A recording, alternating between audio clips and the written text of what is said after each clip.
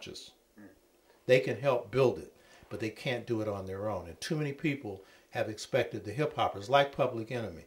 Public Enemy had too much load placed on them in terms of people looking at them as leaders. And they were very conscious and well-read, but they weren't leaders, and they admitted it. And so they got put in positions they couldn't handle, and they shouldn't be in that position. Just like athletes aren't leaders, just because you can rap it even consciously doesn't make you a leader, you know? Well, you know, earlier on in the conversation, we spoke about the link between Africans in the US and Africans in the UK.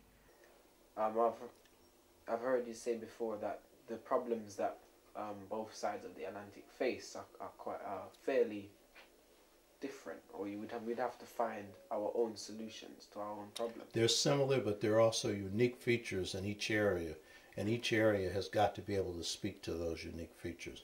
Right. But in modern British culture, Britain has regularly looked to America for cultural cues, and they've definitely followed on. Quite a lot of things has filtered through. So how would you say we would break this sort of trend? Be selective. It's kind of like watching British TV is like watching American TV, you know what I mean? Be selective. And so, like, if it's in hip-hop, if it's corporate hip-hop, most of it ain't no good. You know what I mean? And it's garbage. It's bling-bling. You know what I mean? So it's a question of being selective, but I know the youth are exposed to it because that's what's out there. So it's a question of really being able to draw on messages that are positive. And it's the same thing politically. Everything that comes out of the U.S. politically that sounds progressive isn't necessarily progressive. Look at the results. See if the people who are pushing a program in the states are getting results in the states. Are they doing anything organizationally for their people? So, yeah, I mean, you know, it's a question of being selective and also seeing that it really fits your conditions.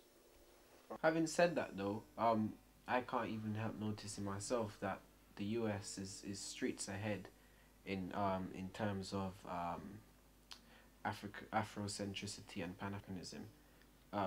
Probably due to the fact that there's been black communities in America for much longer than there has been here.